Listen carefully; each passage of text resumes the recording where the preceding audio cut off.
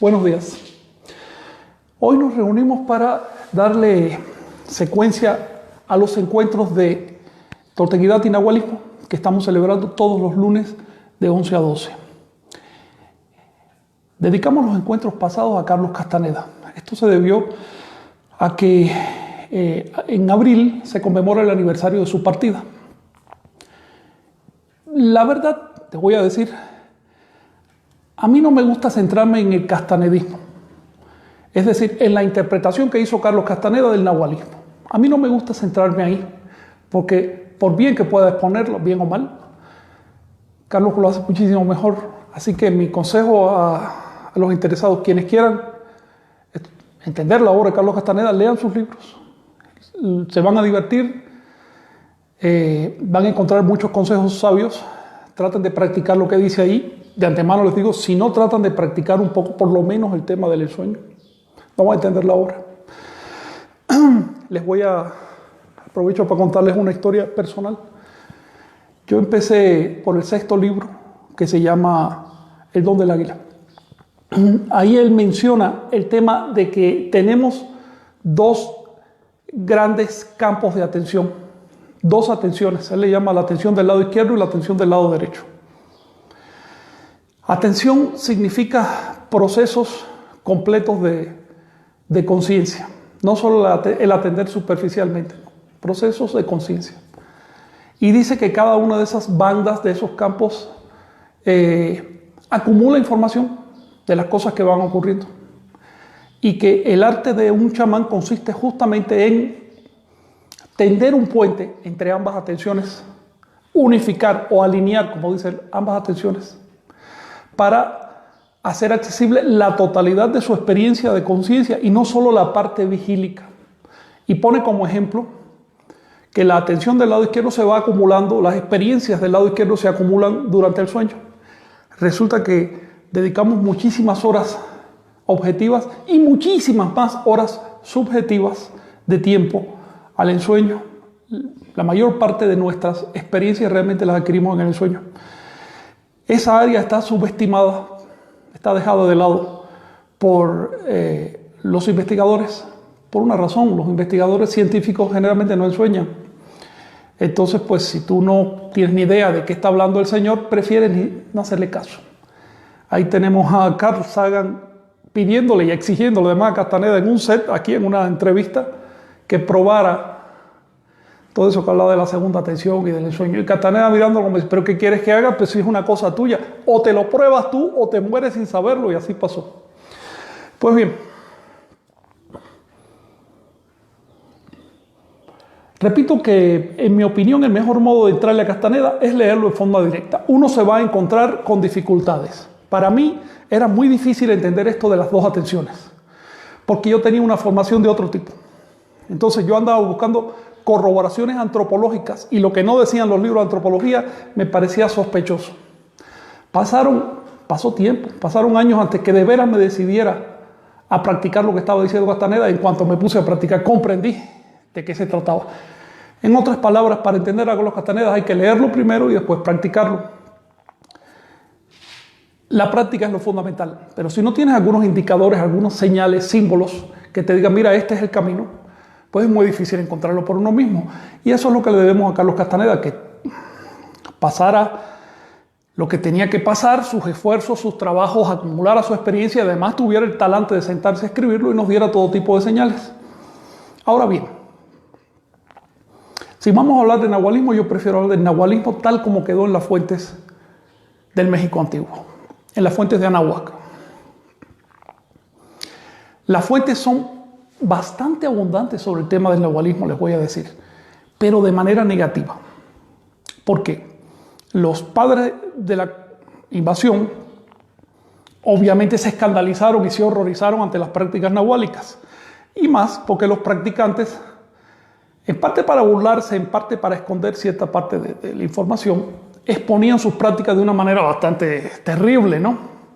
Eran brujos voladores, se te podían colar en el sueño, hacer cosas, bueno, todo ese tipo de parafernalia pseudo chamánica, y los padres se asustaron muchísimo.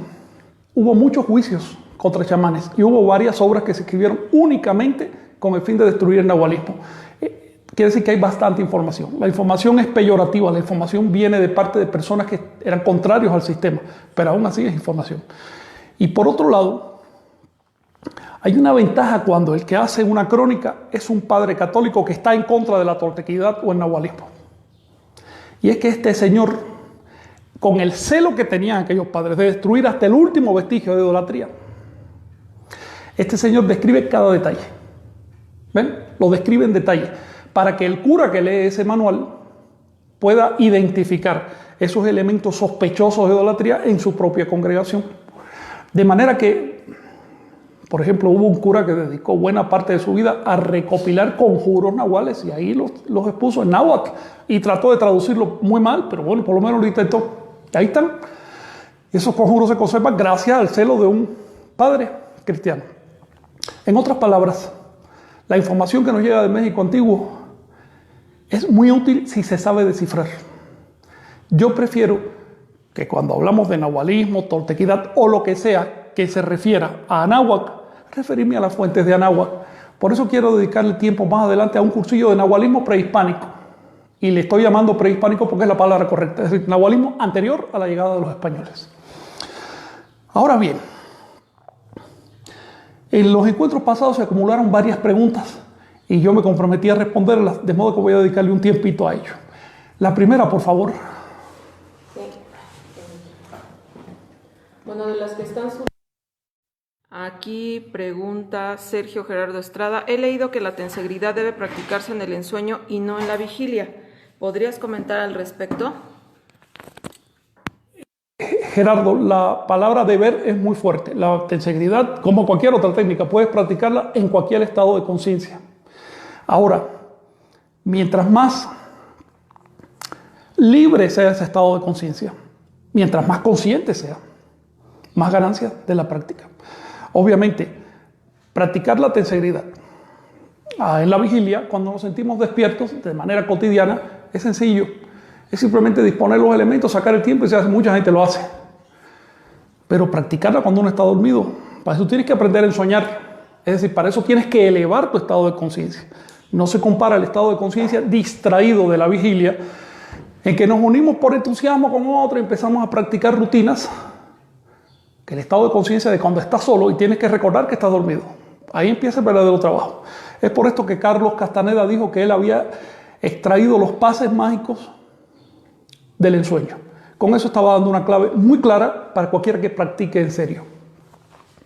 Sí. La Obsidiana pregunta, ¿cuál sería tu primera recomendación práctica para ensoñar? Para ensoñar hace falta algo preliminar. Querer ensoñar. Para querer ensoñar tenemos que estar conscientes de que todavía no ensoñamos. Es decir, cuando escuchas que otras personas ensueñan y comparas con tu experiencia y dices, caramba, yo no hago lo mismo, entonces es cuando surge la idea, bueno, quiero hacer lo mismo, quiero verificar qué hay ahí detrás. Así que lo primero es estar conscientes de que tenemos límites en nuestra percepción. Uno de estos límites es que la cultura nos ha enseñado a echarnos a dormir como un saco de papas, a echarnos a dormir como un animal y a no hacernos responsables de lo que ocurre en el sueño. Eso es una enseñanza de la cultura. Claro, nadie te ha dicho, nadie nos dijo nunca, acuéstate y duérmete como un animal. No, pero simplemente no nos educaron en el ámbito del sueño. Al no educarnos, de manera tácita estamos recibiendo la orden de que el sueño no importa, que no hace falta cultivarlo, que es un ámbito que puede estar lleno de maleza, lleno de porquería y no pasa nada. Ahora, cuando cobras conciencia de que es justamente ahí donde se siembran las semillas del resto de tu vida, es en el sueño donde recibes las sugestiones que hacen que tu vida vaya hacia la realización o hacia la frustración. Entonces uno dice, bueno, quiero cobrar una cierta conciencia del sueño. Otras culturas lo hicieron. Otras culturas me transmitieron ese conocimiento a través de metáforas. Esas metáforas las puedo convertir en prácticas de conciencia. Ahí se enfrenta uno a varias posibilidades. La primera es darse una orden en la vigilia y cumplirla en el sueño.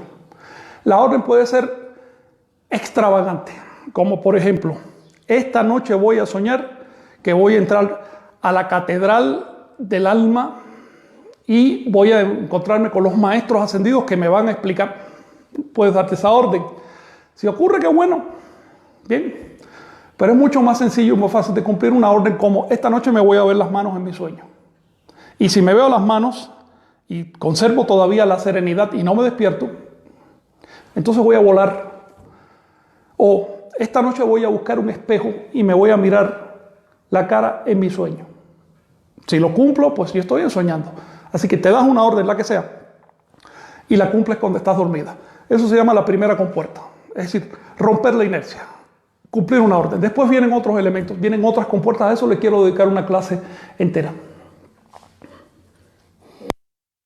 Algunas preguntas de la misma persona de la clase pasada y ahorita te las voy a leer. Es Sergio Gerardo Estrada.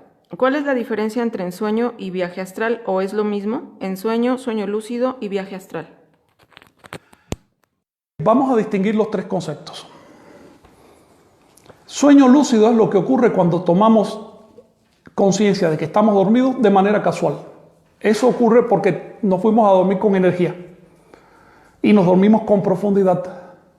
Entonces, en un estado de sueño profundo con energía, puede que ocasionalmente el sujeto del sueño diga: caramba, esto no es normal. Por ejemplo, yo no vivo en una casa así, o no es normal que los seres humanos vuelen. A ver, aquí pasa algo raro. Cobramos cierta conciencia de que estamos dormidos. Eso se llama un sueño lúcido, porque el resultado es muy lúcido, muy agradable, puede ponerse muy interesante.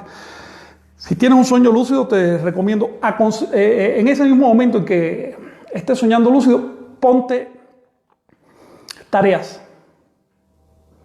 Y ni modo, tengo que hablar de mi experiencia. Yo en un sueño lúcido me puse la tarea de tratar de entender el mecanismo del calendario.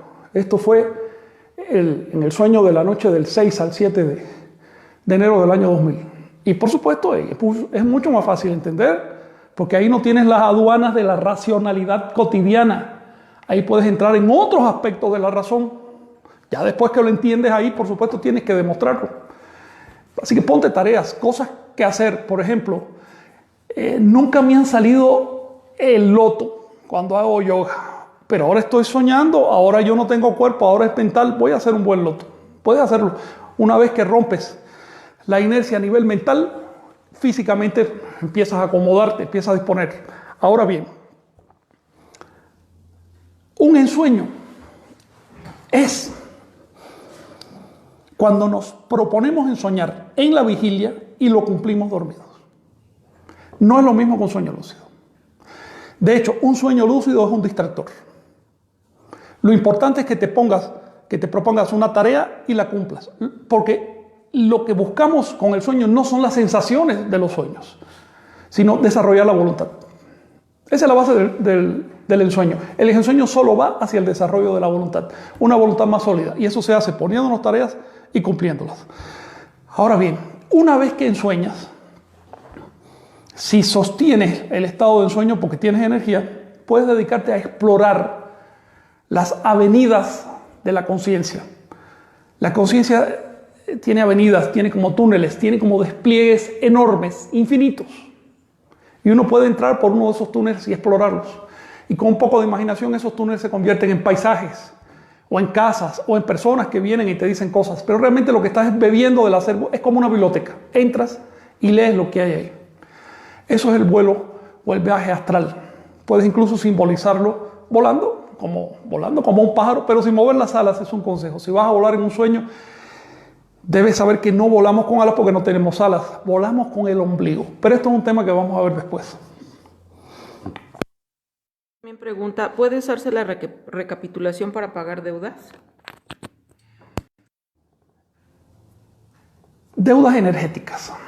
Son ruidos que se acumulan en nuestro interior, ya sea porque aceptamos o reclamamos lo que no era nuestro, o porque dimos de más. Es decir, porque cedimos a reclamaciones y a despojos del prójimo.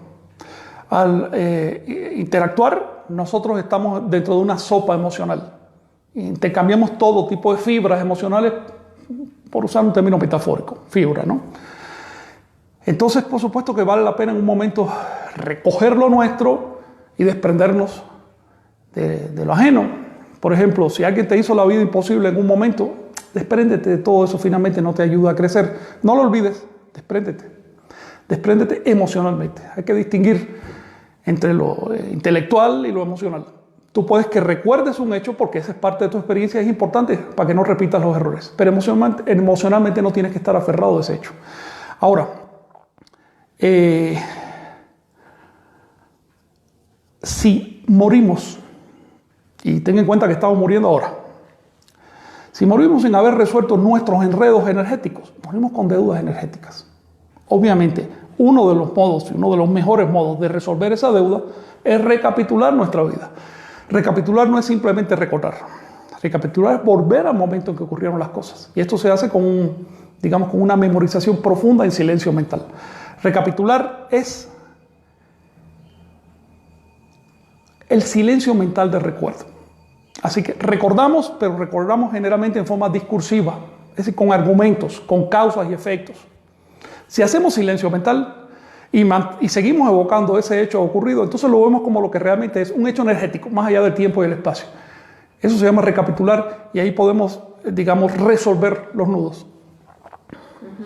Bueno, eso mencionaste, pero digo la pregunta. Sí. También de Sergio. He leído que la tensegridad debe practicarse en el ensueño y no en la vigilia. ¿Podrías comentar al respecto?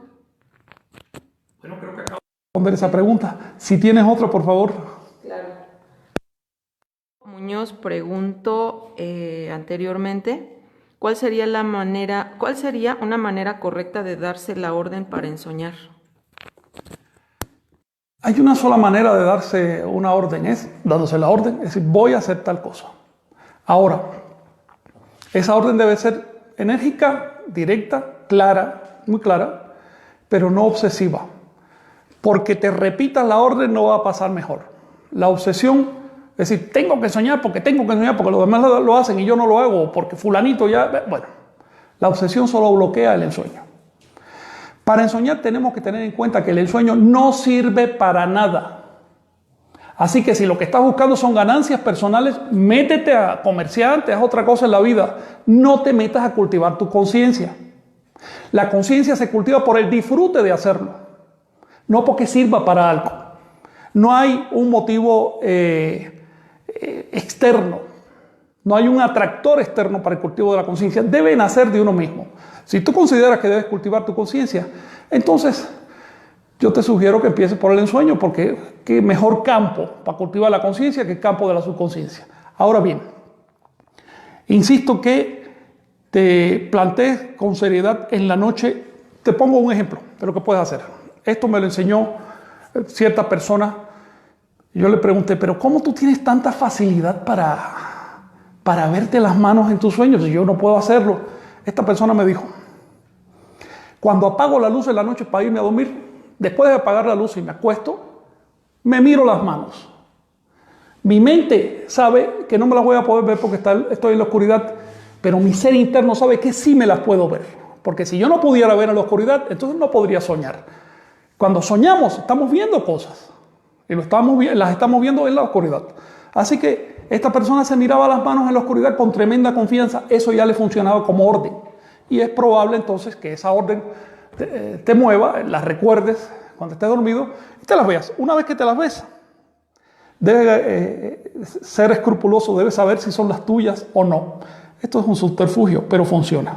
Así que en la vigilia, ahorita mismo si quieres, apréndete cómo son las rayas de tu mano. Míratelas un rato, trata de callar la mente. Trata de mantener ese residuo de voluntad que dice esta noche me las voy a ver, pero sin discursos mentales. Y probablemente ocurra, sí. Preguntar, entiendo que para ensoñar se necesita energía. En este sentido, ¿cómo influyen o desgastan el sexo o la práctica de la masturbación para lograr el ensueño? ¿Están relacionados? La energía es una. Tenemos una sola fuente de energía que se manifiesta de diversas maneras.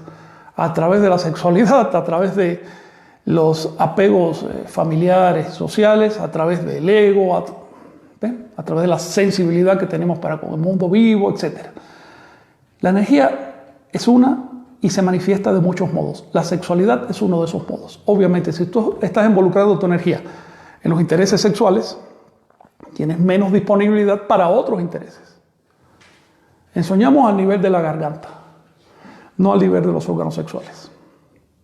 De manera que, para poder acumular un poco de energía, y no me estoy hablando de energía en el sentido que usan los físicos esa palabra, sino en el sentido que lo usan los chamanes, para acumular un poco de energía tenemos que tener por lo menos un momento en la vida sexual que sea sobrio, no entregarnos desmedidamente a las relaciones sexuales. Pero hay un problema: la represión desgasta la energía.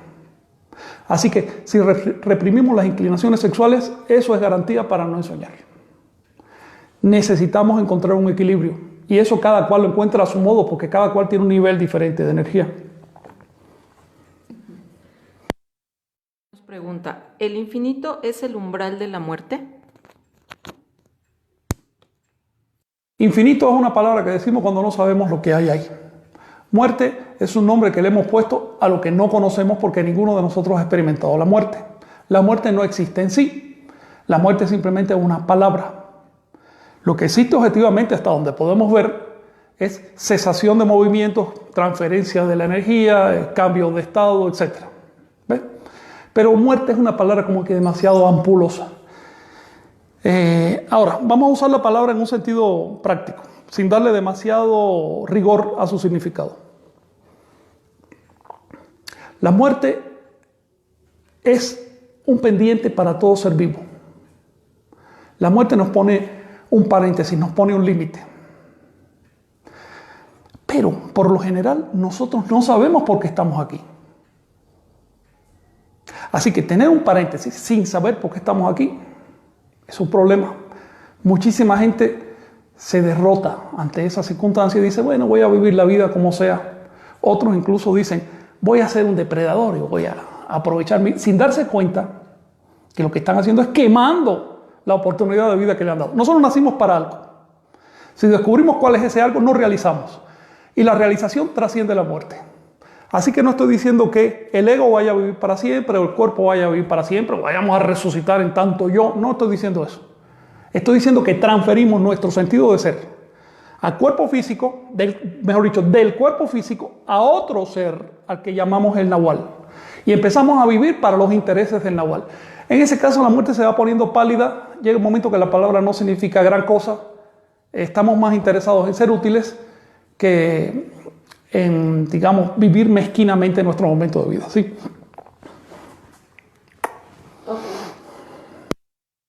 Pregunta, ¿por qué Castaneda no toca el tema del temazcal? Bueno, todas las culturas han tenido baños. Los antiguos, no sé, escandinavos y mesoamericanos y otros pueblos en África y demás, hacían sus baños de manera como el temazcal. Esto se debe a razones higiénicas, la concepción higiénica de esos pueblos, o a la forma del jabón de aquella época, etc., ¿no? Esto no tiene que ver con el nahualismo. Castaneda se concentró en el nahualismo. El temazcal está muy bien. Yo le recomiendo a cualquiera que pueda, con cuidado también, participar en un temazcal de cuando en cuando. Es depurativo, es buenísimo, pero es salud, es higiene, es algo físico. No por entrar a un temazcal vas a aprender a ensoñar. Para aprender a ensoñar tienes que proponerte ensoñar. Ahora, si quieres darle un sentido místico al temazcal, aprovechar ese espacio que es tan íntimo para transmitir enseñanzas, etc., eso está muy bien. Sin embargo, no es el tema, por supuesto, de nahualismo, como tampoco es el tema de qué tengo que comer, qué no puedo comer. Esas son cosas obvias. Pregunta al respecto de lo que acabas de mencionar. Es Julio de la Merced. Pregunta, Frank, hay dos formas en las cuales he descubierto que por seguro voy a ensoñar. La primera es provocándome el cansancio y la segunda es no comiendo carne por mucho tiempo. Mi pregunta es ¿por qué cuando como carne detiene mis experiencias de ensueño? ¿Comer carne afecta? Comer carne no afecta. Dejar de comer carne no predispone al ensueño. Lo que predispone al ensueño es acumular energía. Y cada cual resuelve este tema a su modo. Por ejemplo, en mi caso, a mí me afecta comer carne y tomar leche. Obviamente, si me voy a la cama con afectación en el estómago, la energía se me va a concentrar en eso. Va a ser más difícil de ensoñar. Hay otras personas, te pongo por ejemplo Imagínate los esquimales. Los esquimales, debido a su medio, todos los que sobreviven, y por herencia también, tienen genes que les permiten digerir bien lo que hay allí, que es poquita cosa. No hay vegetales, solo hay carne. Sin embargo, los esquimales son uno de los pueblos que más se han dedicado al chamanismo. Los chamanes esquimales, o inuit, como se llama así mismo, son de los más prestigiados y entran a las mayores profundidades del ensueño. En otras palabras, no hay recetas externas para ensoñar. Lo que importa es tener la voluntad y, por supuesto, el sentido común para no hacer cosas que nos desgasten. Eso cada cual lo resuelve. Es igual que la pregunta del sexo. Cada cual sabrá. Hay personas que pueden llevar una vida sexual intensa y aún así les queda energía para ensoñar. Bueno, eso es preferible a llevar una vida sexual reprimida, porque entonces seguramente no van a ensoñar. Y pasa lo mismo con la carne. Hay personas que por determinados hábitos alimenticios han encontrado un residuo de energía. Pero hay otros que por esos mismos hábitos se debilitan físicamente y entonces ya no van a ensoñar. Es necesario tener sentido común.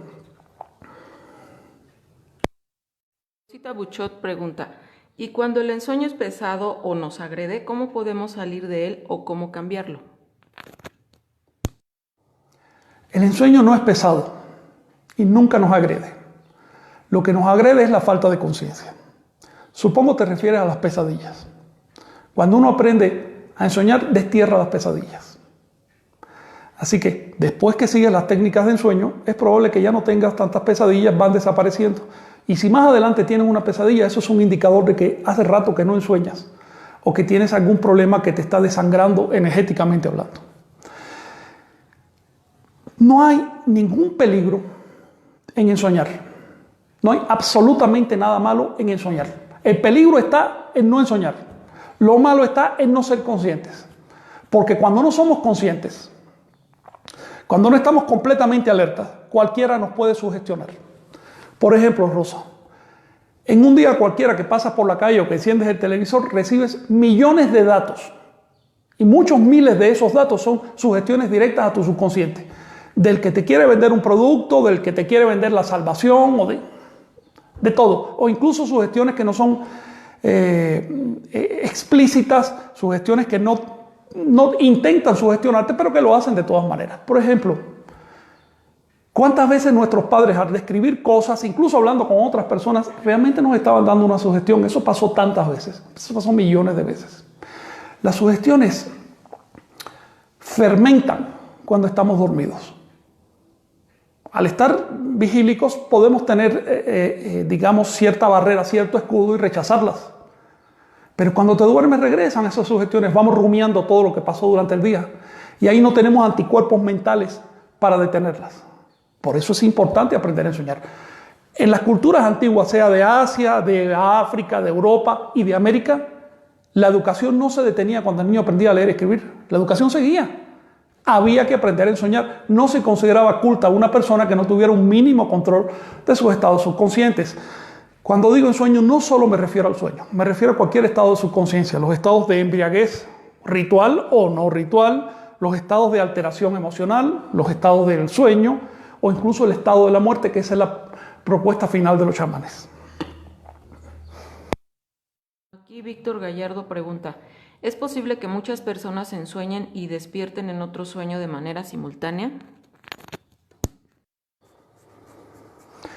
Víctor, voy a repetir algo que mencioné el otro día.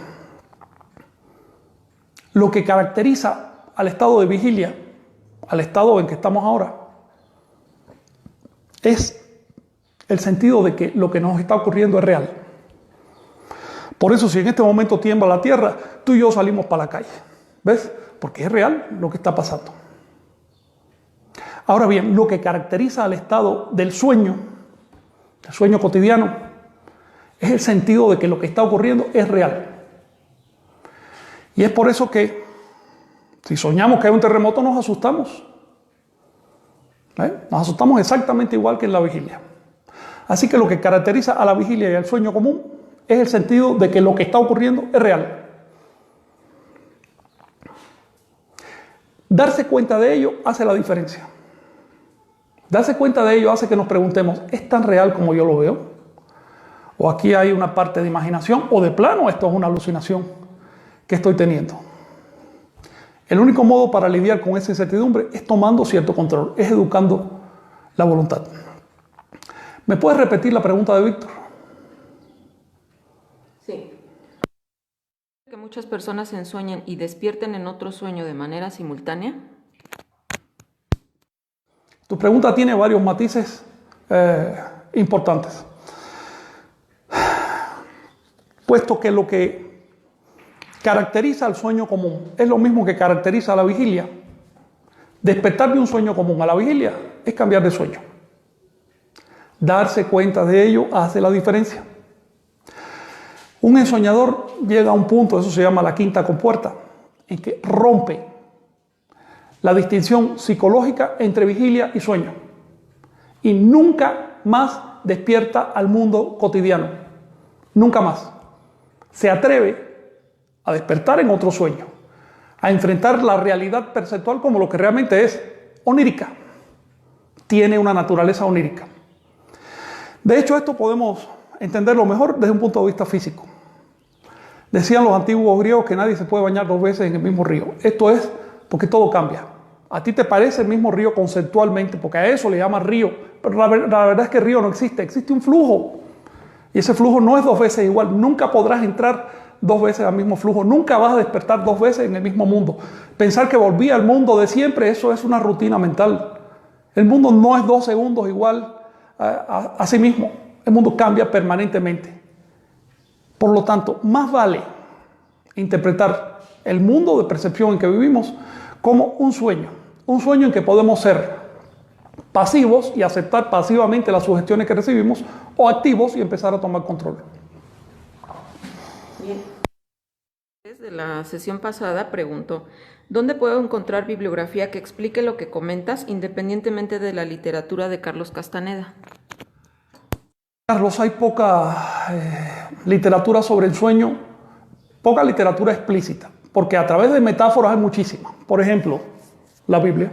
Si tienes una Biblia electrónica, busca en tu buscador todas las veces que aparece la palabra sueño, o soñar, o ensoñador. De hecho, ensoñador se dice en hebreo Nawin, y era el nombre que le daban a los profetas.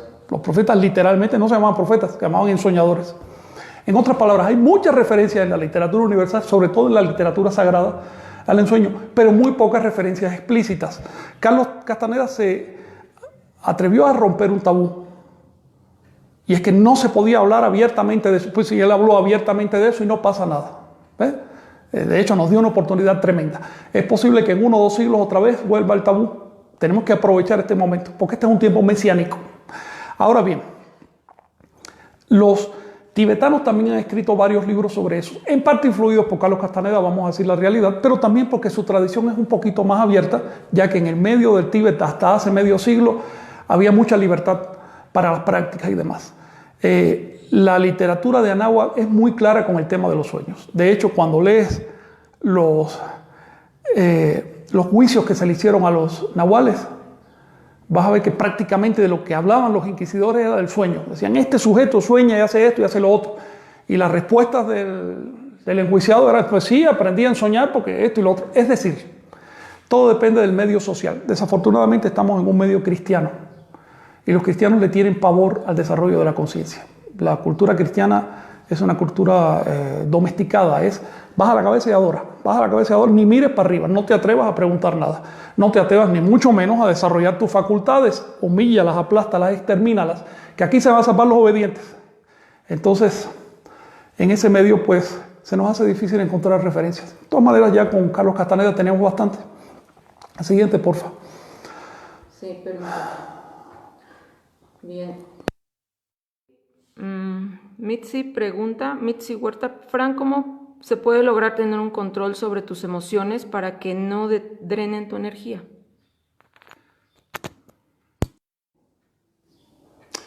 Mira, son cuestiones relativas. Un estado emocional que para una persona es nada, es intrascendente, para otro puede ser enorme.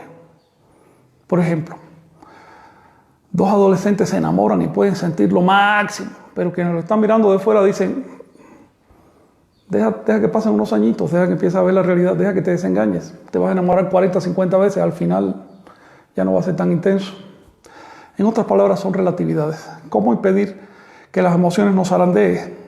Dándose cuenta que las emociones no son tan divinas, poderosas o avasalladoras como parecen a la primera.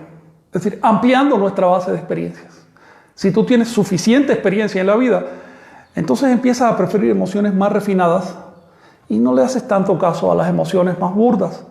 Las emociones más burdas van a seguir ahí porque arrastramos un mono con nosotros, ¿ok? Arrastramos un animal. Hay todo tipo de pasiones, instintos. Eso está ahí, pero eso no debe ser el centro de nuestra vida. Nosotros también tenemos la capacidad de poner nuestro objeto en cosas superiores. Te pongo un ejemplo.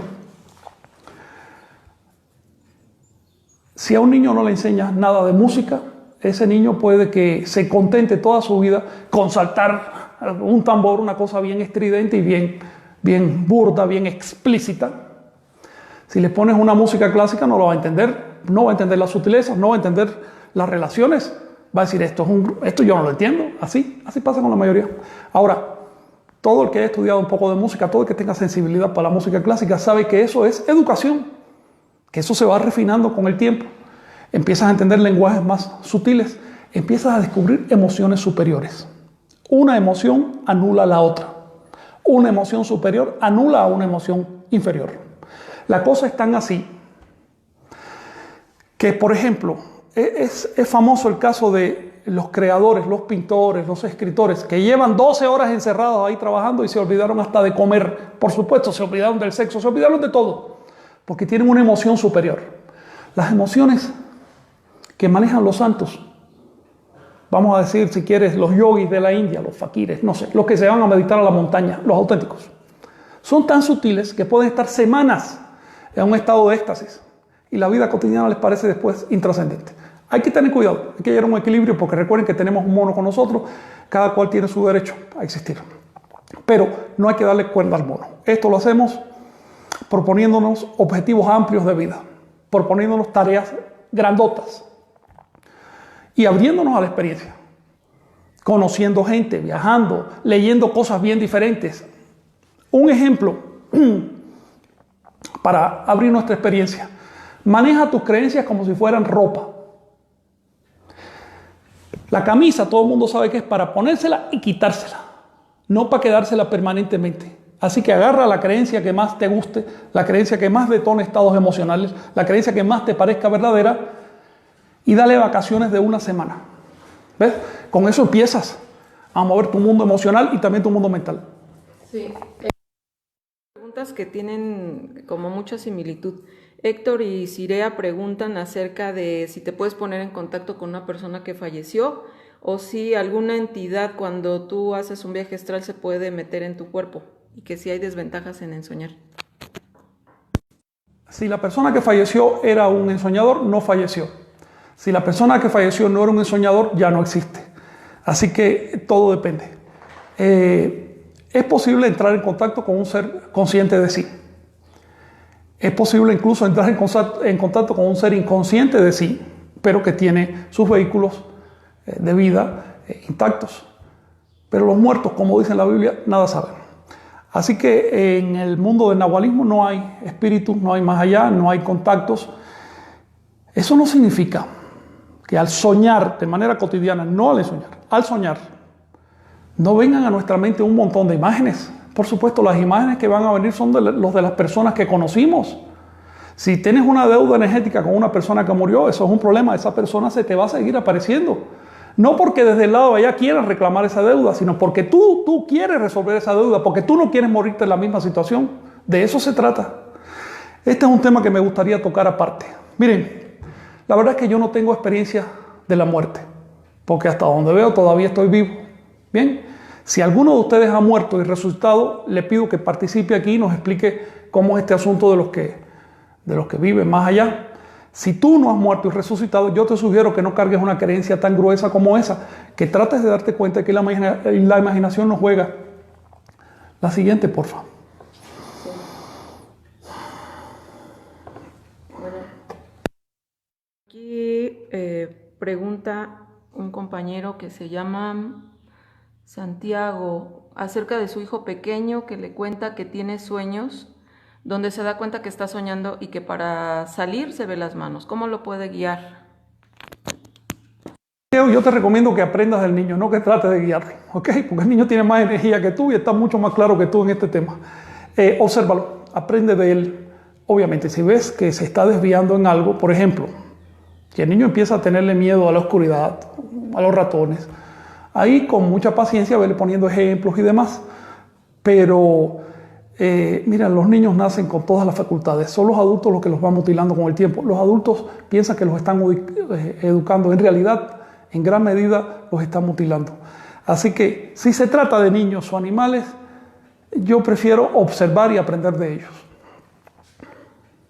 Ok. Filo pregunta, Maestro Frank, ¿podría recomendar formas para poder hacer silencio? En mi caso, creo que cuando dibujo, escribo o hago música, a veces puedo callar la mente y a veces que acabo un trabajo en sueño cuando duermo. Juan, ¿te has dado cuenta de algo? El silencio no es la ausencia de palabras. El silencio no es la ausencia de música. No es la ausencia de colores y formas. El silencio no es una ausencia. El silencio de que hablan los chamanes no es la falta de algo. El silencio es la educación. Es muy común para quienes tratan de callar su mente. Es muy común que empiecen a darse órdenes. Tengo que callar. Eso no es callar. Eso es darse una orden. Eso es un ruido todavía peor. Podemos darnos esa orden de aquí hasta el fin del mundo y eso no va a significar silencio. Por otro lado, también es muy común que el que empieza en esto, lo digo por experiencia, imagine el silencio mental como absoluta ausencia de sonidos. No. Hay una experiencia famosa si mal no me acuerdo, es una experiencia gnóstica que dice, o zen, dice, ¿por qué canta el pájaro? El canto del pájaro es espontáneo, es su naturaleza, es así. ¿Por qué existen las cosas? Si abres los ojos va a ver formas y colores. ¿Por qué están ahí? Ya lo sabes. Cuando lo sepas tú podrás quizás anularlo, pero si no lo sabes, disfrútalo, fluye con eso. ¿Por qué hay contenido en la mente? Porque mente es contenido. Cuando le damos el nombre de mente, que es un sustantivo, pensamos que es una cosa en sí que además tiene contenido. No, la mente consiste en procesos. Para que haya absoluto silencio tiene que haber absoluta falta de procesos y esa es la muerte. Lo que estamos buscando en el camino chamánico, en el camino del Nahual, es un estado de ausencia de juicios y reacciones mentales, no ausencia de procesos mentales. Así que lo que no queremos es seguir cargando con nosotros un montón de creencias que nos obligan a tener una actitud prejuiciada ante el mundo. Te voy a poner un ejemplo. Una persona que cree que el universo lo hizo un espíritu, que el universo lo hizo Dios, y que por lo tanto, para donde quiera que mira, ve a Dios. Y todo le parece evidencia de que hay un Dios.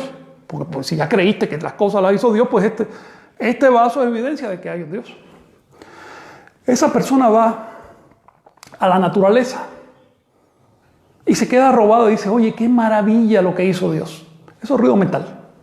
Primero, no has probado que lo hizo Dios. Segundo, ese ruido te está impidiendo ver la realidad, lo que hay realmente ahí.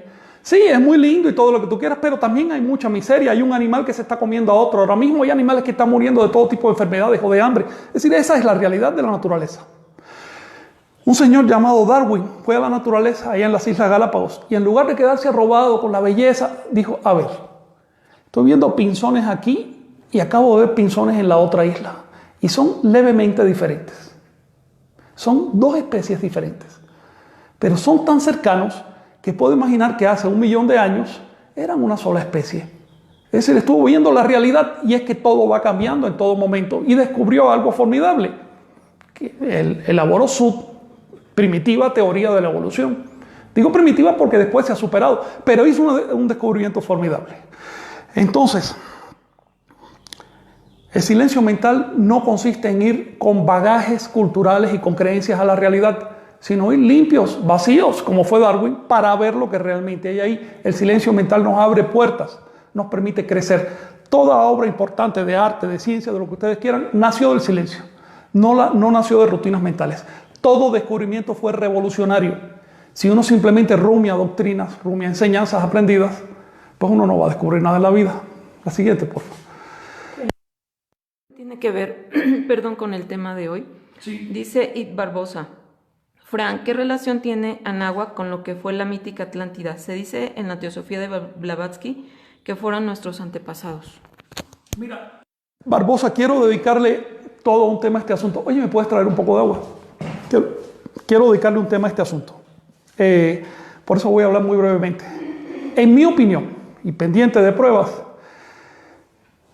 la Atlántida es el nombre que le dieron los griegos a todas esas tierras que se sumergieron cuando la deglaciación hace como 13.000 años. El derretimiento de los hielos hace 13.000 años sumergió en total unos 50 millones de kilómetros cuadrados de tierra alrededor de toda la Tierra, sobre todo en la zona ecuatorial. Es decir, por ejemplo, aquí en México y en el Caribe hubo mucho de eso. Si revisas el mapa vas a ver que hay extensiones de miles de kilómetros que tienen 10, 15 metros de profundidad. Todo eso hace unos miles de años estaba arriba. Y esas eran las zonas más cotizadas en esa época para vivir, porque el resto de los territorios, debido a la glaciación, era árido, era seco y frío. De manera que yo pienso que Atlántida es memoria de un estado de vida de una época. Y ese mismo recuerdo quedó en América. Aquí se le llamaba Aztlán, de una raíz, por cierto, similar a la de la Atlántida. Ahora, el mito de Aztlán y Atlántida también tiene un significado filosófico y eso me gustaría tratarlo en otro momento. ¿Otra pregunta?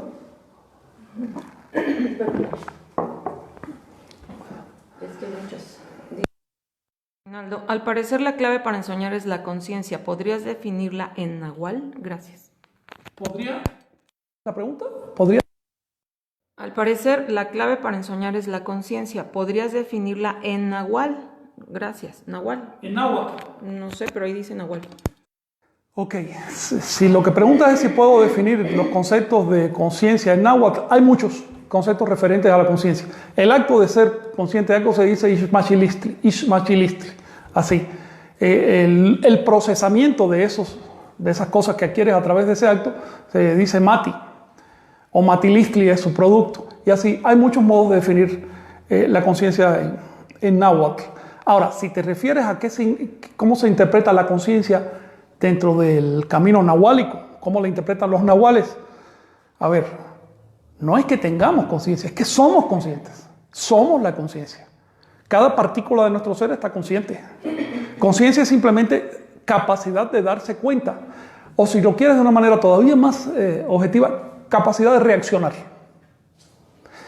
Y si vamos a ver, cada partícula del universo tiene capacidad de reaccionar. La conciencia no es más que la evolución de esa capacidad de las partículas de reaccionar con las demás. Esa capacidad llega a un umbral en que el ser comienza a defender un núcleo, un sentido del yo. Y por lo tanto comienza a percibir el medio como aquello que está en función de este núcleo. Sigue evolucionando de manera natural, porque aquí no hay intervenciones mágicas. Y llega a otro umbral en que ese sentido del yo se transforma en una idea del yo. Y ahí surge la mente tipo humana, ahí surge la autoconciencia. Y ya no solo creemos que todo está en referencia al yo, sino que nos empezamos a sentir importantes. Y de ahí surge, por ejemplo, la idea de que vamos a resucitar, reencarnar, sobrevivir de alguna manera, porque nos da miedo enfrentarnos al hecho. Entonces, espero haber respondido a tu pregunta. Si quieres, habla con más claridad. Aquí Miguel Ángel pregunta, ¿la energía anímica del Iyotl que reside en el hígado, según Alfredo López Austin, es la energía que manifiesta el nahual durante sus sueños? Además, dice también que el Iyotl, es la causante de los fantasmas como aire de la noche.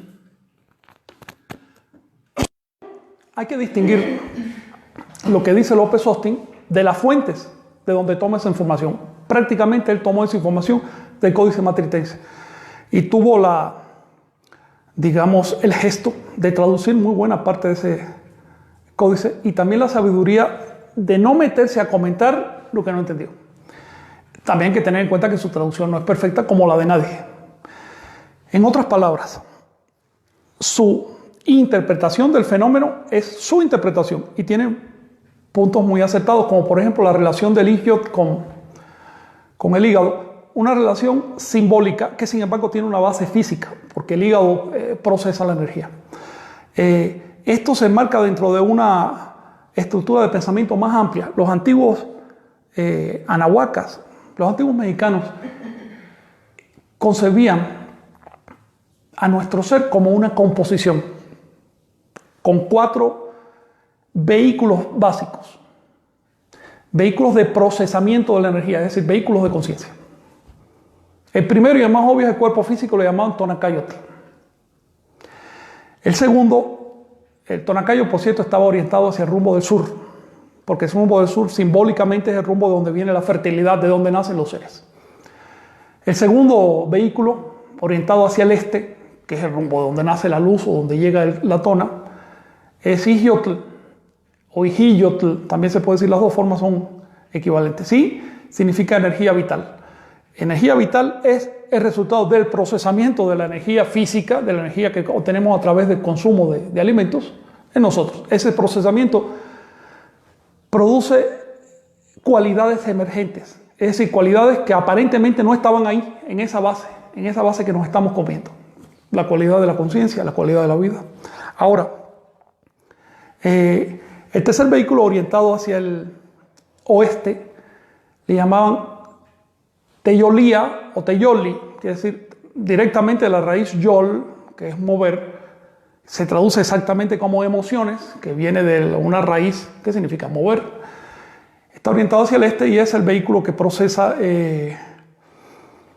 un formidable logro evolutivo que es la capacidad de emocionarse, se asocia con el corazón. Y el cuarto vehículo asociado con la cabeza, con el cerebro, le llamaban mati, que quiere decir, es un verbo, el procesar mental. Es decir, la memoria, la capacidad de hacer analogías, la lógica, todo ese tipo de facultades mentales. Así que esos 4 elementos, Tonacayotl, Ixyotl, Teyolía y Mati, componen nuestra base. De su armonización resulta un quinto vehículo, a que las fuentes llaman Nahualí. Así que el Nahual es el producto de la armonización de nuestros vehículos de base. Todo esto está bastante bien descrito en las fuentes, pero a través de metáforas. Yo agradezco a López Austin que le haya dedicado tiempo al Códice Matritense y que haya dado a conocer algunos conceptos, aunque sin meterse en profundidad. También le agradezco que no se haya metido a hacer interpretaciones académicas de conceptos como los cuecuellos, etcétera, porque la academia no sabe nada de esto. Para entrarle a estos temas es necesario tener experiencia chamánica. La siguiente, por favor. Sí. Permítame. Bueno, aquí nuevamente pregunta Sergio, hay un pasaje en uno de los libros de Castaneda que habla de los predadores y don Juan explica a Castaneda que vivimos en un humanero y que seres que vienen de otros mundos nos usan como alimento. ¿Podrías comentar algo en este sentido? Recuerdo lo del humanero. Carlos decía decía don Juan, que así como las gallinas están en un gallinero, los humanos estamos en un humanero y que todo esto tiene un fin y es un fin de depredación y que por eso nos alimenta. No recuerdo que dijera que son seres que vienen de otros mundos. Más bien habla de una instalación foránea, que es la interpretación cultural que hacemos de las cosas, no la interpretación biológica. Nuestra biología interpreta ciertos hechos. Por ejemplo, si tenemos hambre, lo interpretamos muy bien biológicamente. Pero un tema como si el universo es infinito o fue creado por un espíritu o qué va a pasar después de la muerte, esos son temas culturales. Así que hemos recibido de fuera, es una instalación foránea, un montón de sugestiones que se articulan y producen un fenómeno al que los medievales llamaron egregor. Es decir, producen una articulación, es algo que no existe en sí, sino en sus componentes, pero que trata de sobrevivir. Trata de sobrevivir. Por ejemplo, una secta se inventa a un dios, acabadito de inventar, no necesita tener ninguna realidad. La gente empieza a adorarlo, la gente empieza a atribuirle poderes, ese dios a través del sacerdote, porque nunca baja directo, empieza a pedir cosas, se crea un estado de retroalimentación tal que ese dios puede mandar a matar personas, como por ejemplo, Jehová ahora está matando personas en los hospitales porque dijo que no se podían poner transfusiones. A saber dónde lo dijo, porque eso no aparece en ningún libro sagrado. Pues bien, el egregor es un monstruo, puede matar, puede destruir civilizaciones enteras. Recientemente vimos una guerra de personas que creen en un tipo de monstruo que les dice todos los seres humanos deben morir porque todos son pecadores, así de crudo. A escala menor, a escala del individuo, nosotros tenemos pequeños monstruitos que nos van tiranizando toda la vida y es bueno sacárselos de arriba. Ya mencioné una de las técnicas para sacarse a esa instalación foránea, a esos seres, si quieres, de otros planetas. Dejar de creer. ¿Otra cuestión? Sí.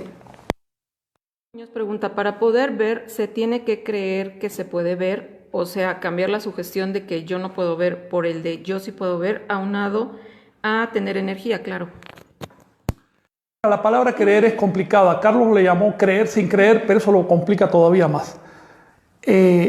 Para poder ver, lo que tenemos que darnos cuenta de que vemos. No es asunto de creo que veo, no. ¿Tú crees que estás ahí o sabes que estás ahí? ¿Tú crees que eres de tal país, que hablas tal lengua, que tienes tal sexo o lo sabes? ¿Ves? ¿Tú crees que ayer llovió o lo sabes? Hay una diferencia entre querer y saber.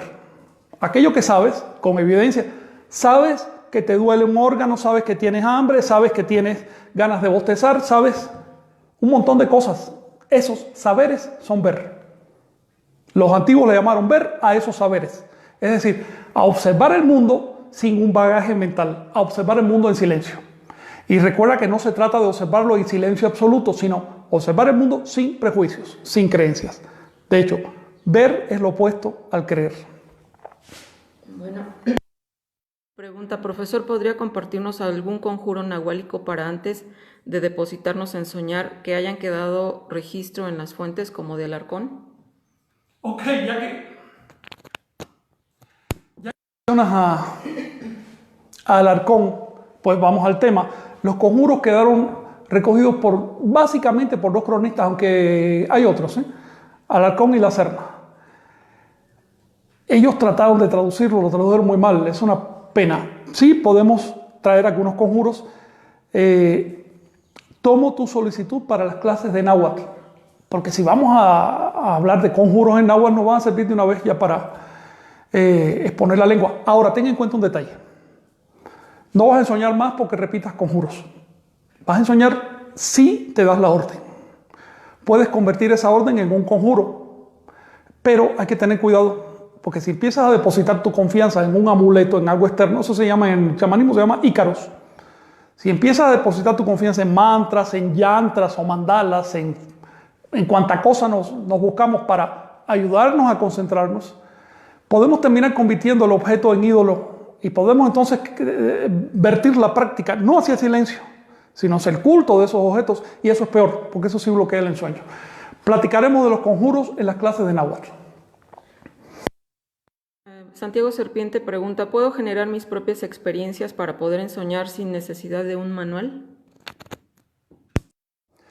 De hecho, Santiago, aprovecho para saludarte, lo que se busca es que generes tus propias experiencias sin necesidad de manual y sin necesidad de leer las experiencias ajenas.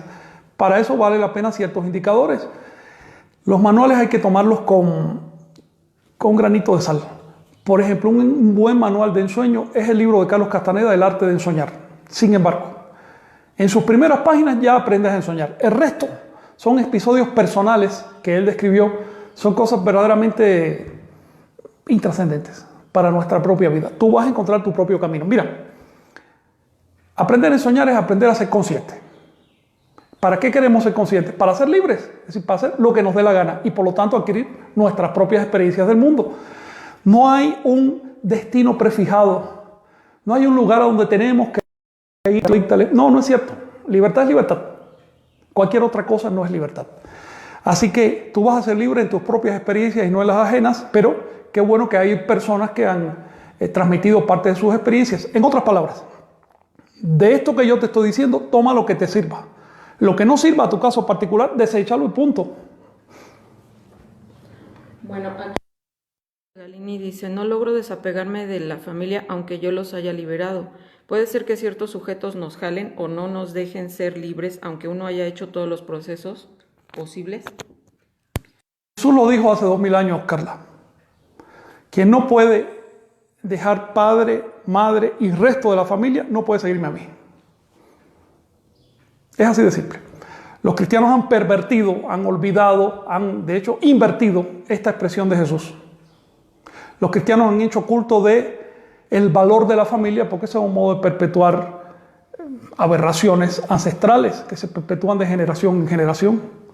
Tenemos que salirnos de esa sugestión. Con esto no estoy diciendo romper la familia, ni hacerse irresponsable frente a lo que uno mismo genera. Pero tú no tienes la culpa de quienes te crearon. Y quienes te crearon puedes estar seguro que no lo hicieron por deber, lo hicieron por otra razón.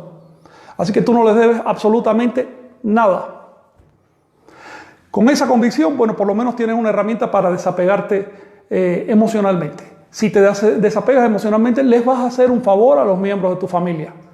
Porque no hay nada más terrible para las dos partes que un estado de enredo emocional.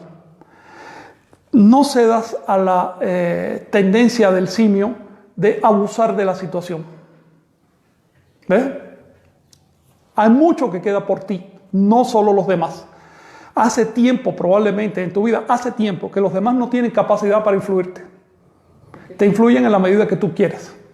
Pero, volviendo al tema original, sí es necesario desapegarse psicológicamente de la familia para entrarle al camino del Espíritu. Lo dijo Jesús, lo repito yo, lo repite cualquiera que haya practicado. Sí. Tu pregunta, ¿qué más bloquea el ensueño? A ver, ¿qué más bloquea el ensueño? Sí.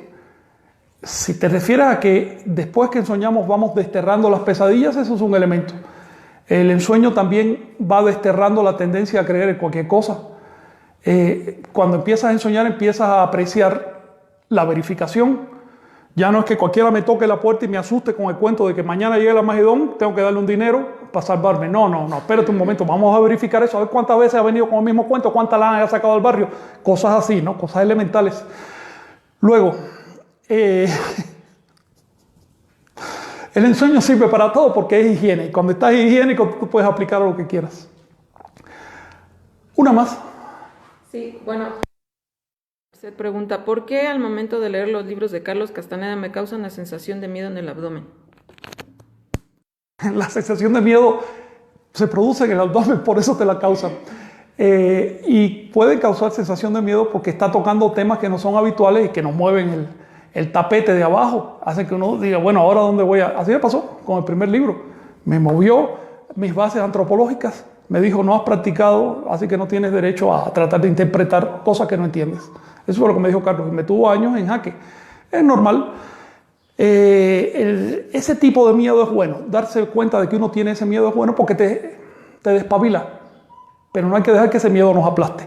Si de plano le tomamos tanto miedo al nahual o al coco, como le quieras llamar, que ya lo rechazamos, no lo miramos y no hacemos las prácticas, a la hora de la muerte lo vamos a pagar. No a la de la muerte, mucho antes. Ya cuando empiezas a envejecer vas a decir, caramba, perdí mi oportunidad de energía, que fue la juventud.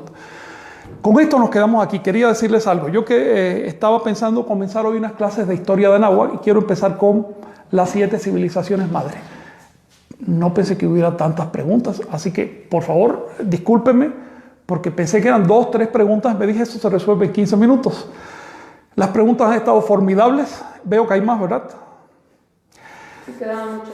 Bueno, vamos a ver qué hacemos. Voy a platicar con ustedes por el chat a ver si en otro momento más adelante volvemos al tema del nahualismo, respondemos más preguntas. Sin embargo, a mí me interesa comenzar a hablar de historia de Anáhuac y no piensen en la historia esa profana que nos enseñan en las escuelas, sino de la historia profunda, de cómo realmente un grupo de personas logró tener conciencia del nahual y crear algo formidable que fue la civilización tolteca. Quiero hablarles también de los grados de conciencia de las civilizaciones para que podamos ubicarnos a nosotros mismos como usuarios de una civilización cristiana bastante delimitada en el contexto mundial. Con esto nos quedamos. Gracias por estar ahí y nos vemos. Suscríbete y activa la campanita para recibir las notificaciones. Así no te perderás ningún video.